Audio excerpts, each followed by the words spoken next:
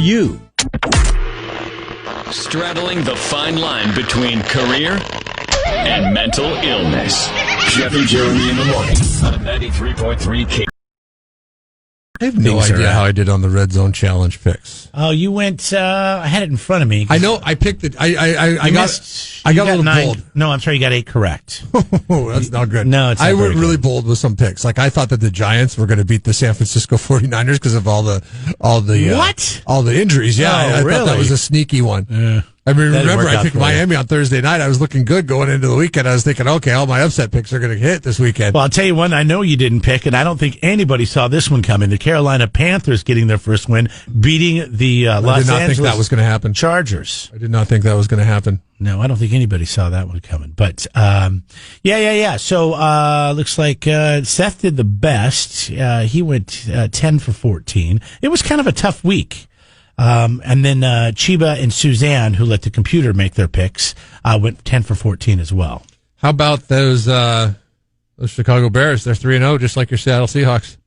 How about Foles coming in? So If the Trubisky's done, right? Well, who knows? When you get pulled from a game and you Well, bring that in the doesn't- backup and you're not injured, you just get benched. I mean, isn't that pretty much I a don't think sign? he's done. I bet you it'll be a lot of back and forth throughout the season for the Chicago Bears, so I don't think it's a good thing because remember Nick Foles last year when he came back from his injury and they were like, okay, Nick Foles is our guy because he was our starter at the end of the year. That lasted all of one half, and then Gardner Minshew was put back Well, he in. got hurt. But Nick Foles didn't get hurt. He just sucked. Oh, that's right. Terribly. He got hurt. Minshew came in. Then he came back. Yeah. And played it. Yeah, that's right. He played. Okay. He played like a half of football, and he was terrible. So this could happen with the Chicago Bears next week, where he plays a half of football, and they're like, "Okay, Mitch, it's your turn." So you got two-headed quarterback in for a team that's 3-0 in the National Football League. And if the Bears and the Seahawks were to play today, who would end up winning that game? The Bears and the Seahawks? Yeah. Come on. It would be entertaining, and it would come down to the last play, Come but it on. would still be the Seahawks. It would be a revenge game for Jimmy Graham. Jimmy Graham actually had a pretty good fantasy day yesterday. Did he? Yeah, he Jimmy put up Graham over 20 did? points. He put up over 20 points.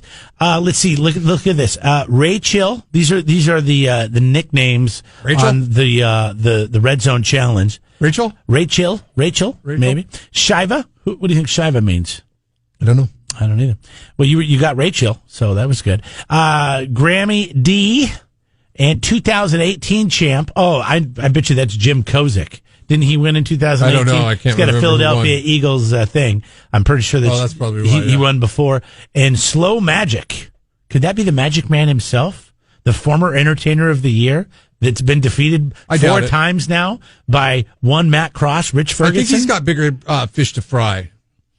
Rich does. You never know. Slow Magic is all these people have a shot at winning week number 3 in the Red Zone Challenge. Picking up $25 to go to Pappy McGregor's, and of course, getting every bit closer to grabbing that $500 cash and a trip to Hawaii. You can play now, KZOZ.com. All you're doing is picking football games, and they dropped the worst 4 weeks, so you're still okay. You're still going to be in the running. It's all brought to you by our friends at Donahue Truck Centers and the Central Coast Realtor, Mr. Fred Brewer. If both the Jets and the Giants go defeated on the season, can they blame the turf at MetLife Stadium too? If they if they both lose, go 0-4, which I don't know if they play each other because if they play each other, What am I missing on the turf thing? well, remember last week after the game, the Niners were filling the role of whiners, and they were complaining about the turf giving everybody injuries.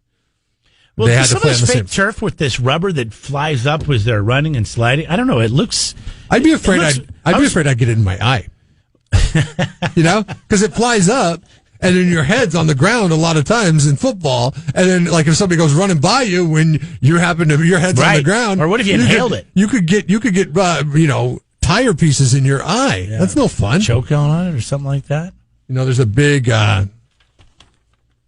to do in the soccer community with these fields. They say, what if you inhale it? Because kids and youth spend so much time on these fields practicing and playing and all that stuff that they've said that they've seen an uptick in cancer cases for kids, youth cancer for normally healthy kids. And playing on artificial turf. They're trying to see if there's anything that has to do with the turf. Well, you won't have to worry about that if you go to Paso Robles Ford because they give you masks. Yes. Now, if everybody was wearing a mask, they wouldn't have to worry about inhaling or maybe digesting some of this artificial field type stuff. But Paso Robles Ford, they've got masks for you if you want to go out there and you want to wear a mask because you forgot your mask. Happened to me over the weekend. I forgot my mask. I had to go inside, and thank God the place I was visiting had a mask to give me. That's happened a couple of different times now. They're always ready. They're sanitized. They're ready to go, and they're putting your needs first. And they still have all kinds of great deals up there at Paso Robles. Yeah, have you heard of the best mask there is? The money mask. Have you heard of the money mask? Tell me about it. The money mask is awesome. They defer your payments if you need it, up to 90 days. They give you 0% down on a brand new vehicle at Paso Robles Ford, and they've been doing it for a while, so I think all good things come to an end, so you should get up to Paso Robles Ford and ask them about the money mask. Yeah, the money mask. The money mask is the mask I want. Okay, I've got my mask here. I'm cool. I'm not breathing on people, and I'm containing my germs to my face. But how about the money mask, the one that's going to put money in my pocket? How about a brand new Mustang or an F-150? Like, yeah, you know what? Don't even worry about paying for this thing for the first 3 months. It's yours. Go ahead. We're not going to give you finance charges, and you don't have to give us any money. You know down what that's called? The money mask. That is the money mask. Go ask Kevin and the crew at Paso Ford. Well, let me have the money mask. The child. The woman had the child in her arms when Montana and his wife Jennifer confronted her. There was a struggle, and Jennifer Montana was able to safely pry the child from the woman before she ran away. Deputies were able to find and arrest her. She's been identified as 39-year-old Satse Dalzo. Well, I don't know. Obviously, maybe some mental issues or something there. I'm not really quite sure. I mean, I doubt she targeted Joe Montana, but who knows? Maybe she did. Probably one of those coincidences that maybe she was unstable. But I'm just thinking, I would just think Joe Montana, this house is in Malibu. This would be like some kind of gated fortress community. How does somebody just come walking up into your joint? And then just open up the door and take the kid? And I mean, I live in far less secure digs. That's probably why we lock our doors. Than the Montana compound in Malibu, I would imagine. To have somebody just standing there as you're walking around the corner holding your grandchild. Didn't your wife have to leave the house unlocked on Saturday to run some errands because you took her keys? Mm-hmm. Did anything happen? Yeah, but the dogs and the cats weren't stolen. They were still there when you got back. Yeah, unfortunately. But Jeff and I played golf on Saturday, and he got to the golf course, which was we were down in Santa Maria, yeah. And so we were way out there at Rancho Maria, and so he realizes that he has. I was running late as it was, and I got pulled up 5 minutes before the tee time, and as I'm getting my clubs out the back of the car, I reach in my pocket and I realize there's another set of keys in there, as opposed to the ones I just took out of the out of the ignition on my car, and I'm like, oh. And as I'm reaching in and I make this realization, the phone starts ringing, and I'm like, oh no. So I'm like, hey, and you're going to have to be without a car for 5 hours. Can you do that? She's like, well, I got to go run some errands. I guess I could do it on foot. Okay. I'm trying to understand what this means. And he's like, oh, okay, she can't drive her car. Well, then he tells me that she needs to run some errands. She's going to have to leave the house. She can't lock the door because she can't get back in. I thought, oh, okay. So now she was stuck at home. So what happened when you got home? Nothing. No, she's done it to me numerous times. So I had this one. I mean, the good you thing, could hold that over her head. Yeah. Her sister came and got her, and see, that's right. She got a sister right down the street, and they ran some errands quickly together, and then got back before anybody was able to break in, and we were golden. What do you think she said to her sister? Hey, you wouldn't believe what Jeff did. She can't say anything because she's done, like I said, she's done it to me numerous times. Yeah. Can you help me out? Because he took the keys to both cars and the house. This is the only time I've ever done that. So I'm okay. Well, now do you feel better about your new neighborhood that you're living in? Sure. Yeah. It's much safer now, right? Right, absolutely.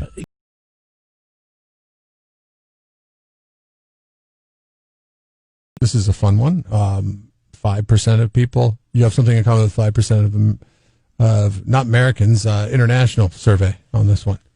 Of 1,900 people in the survey, 91% of them said that they think they've seen this.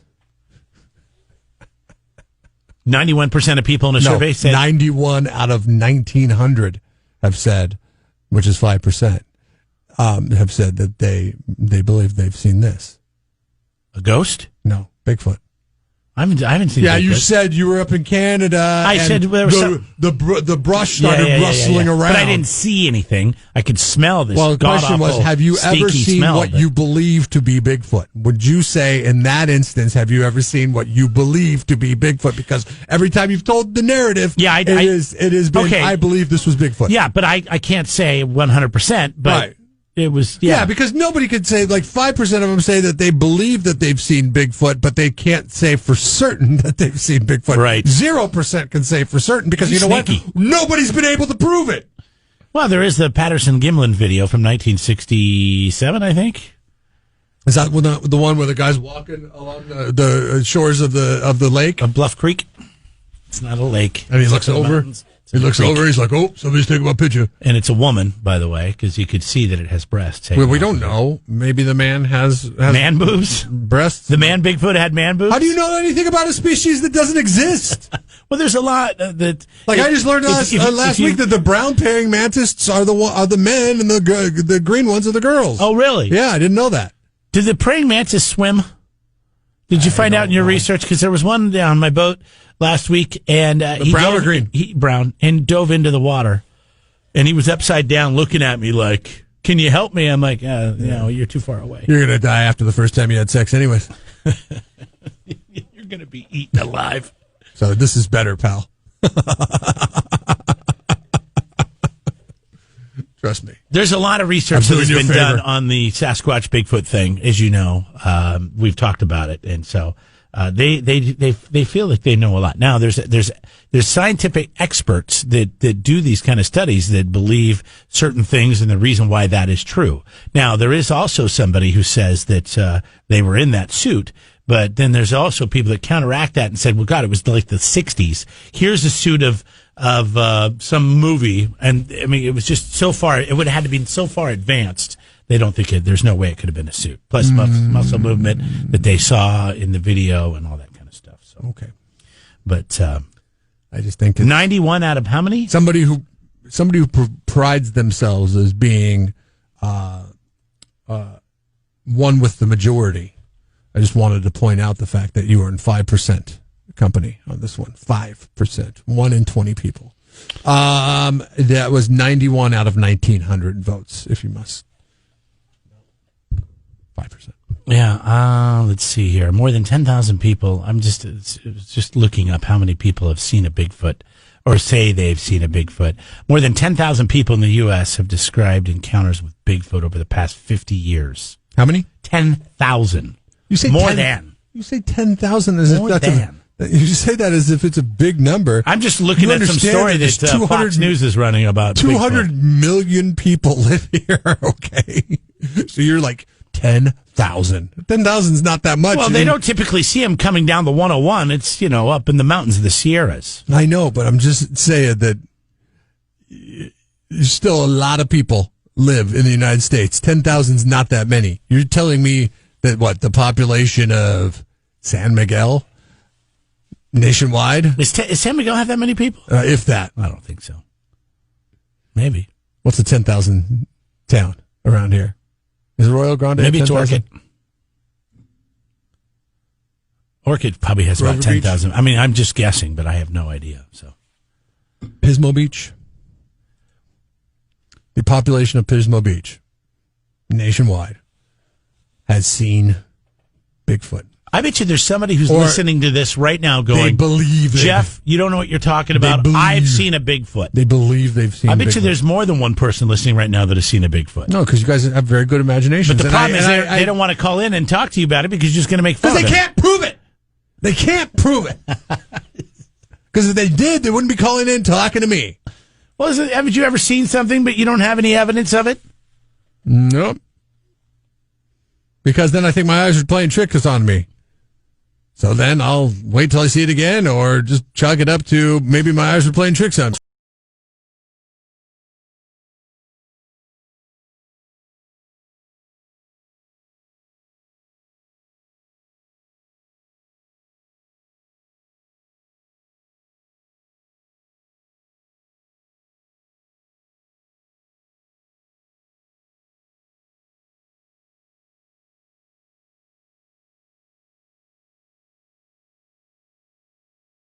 Ford.com. We made it. Football is here. And 93.3 Jeremy's Red Zone Challenge from Donahue Truck Centers and Fred Bruin Realtor. We're repping your band, your team, and your town. Make your picks at KZOZ.com. Grab the weekly top score and be crowned the Red Zone MVP of the week. We have to show everyone who the best really is. You'll reign supreme as the KZOZ crew tosses you special shout-outs and rock songs from your favorite band. Every day at 8:20 with Jeff and Jeremy. Seth at 12:20. Suzanne at 5:20. And 7:20 with Chiba. Pick up $25 to Pappy McGregor's ticket.